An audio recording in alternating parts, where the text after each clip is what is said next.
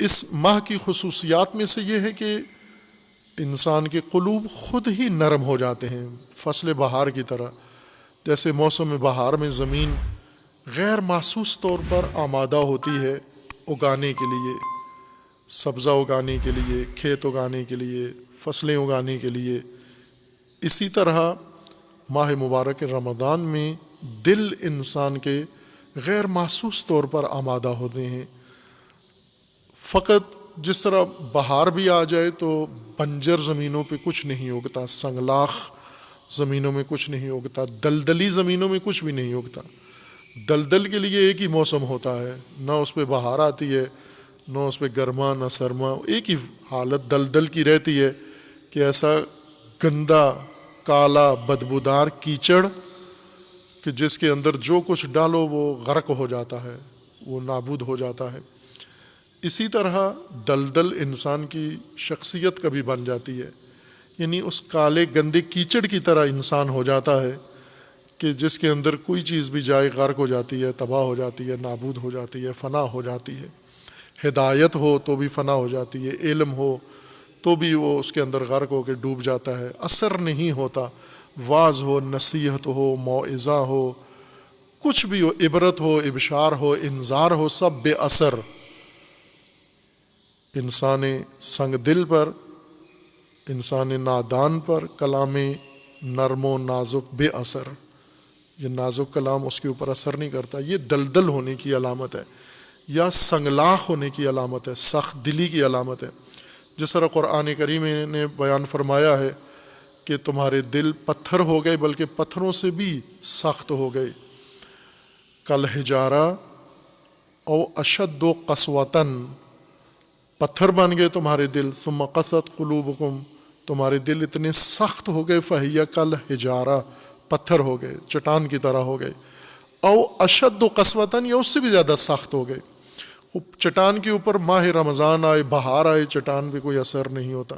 چٹان کی خزاں ہی ہوتی ہے ہر موسم میں. جب زمین سبز ہوتی ہے چٹانیں اس وقت بھی اپنی ہی حالت میں باقی ہوتی ہیں. ان کے اوپر بہت اگر تبدیلی آئے تو کائی جم جاتی ہے، ان کے اندر ایک طے ایسی کچرے کی جم جاتی ہے جو موسم کے لحاظ سے، لیکن رشت نہیں ہوتی، کوئی چیز اگتی نہیں ہے، انبات نہیں ہوتا، اس کی پرورش نہیں ہوتی، بیج کوئی بھی چٹان میں نہیں جاتا.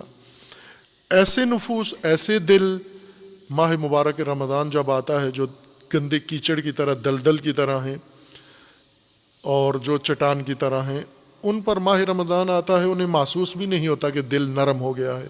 لیکن خصوصاً مومنین کے لیے یہ لطف ہے اللہ کا، اور یہ علامت ہے ایک انسان اپنے اندر دیکھے کہ ماہ مبارک رمضان جب آیا ہے تو قلبی کیفیت بہتر ہے. اب انسان اپنے اندر یہ نرمی دل محسوس کرتا ہے.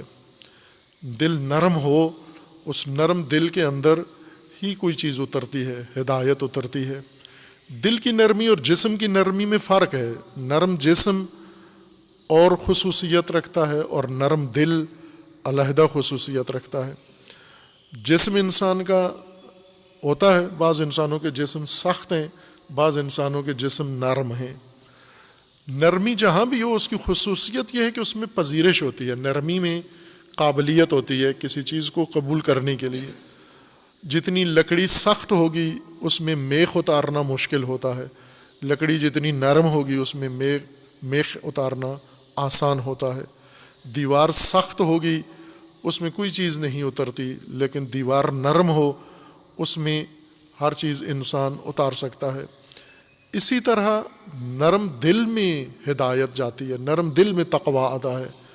اور ماہ مبارک رمضان دل کی نرمی کے لیے ایک بہار ہے، دل کی نرمی کے لیے اللہ تعالیٰ نے یہ اہتمام فرمایا ہے. خصوصاً روزہ، اس کے اندر جو واجب ادب ہے اور واجب فریضہ ہے.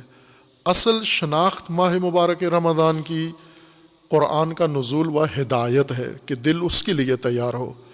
اور قرآن کے لیے بھی چونکہ شرط ہے کہ ہدن للمتقین، قرآن ہدایت ہے لیکن با تقوی کے لیے ہے. تقوی آئے گا تو قرآن بھی دل میں آئے گا. ماہ مبارک رمضان میں انسان کا دل نرم ہوتا ہے، اس نرم دل میں پھر انسان کے قرآن اترتا ہے،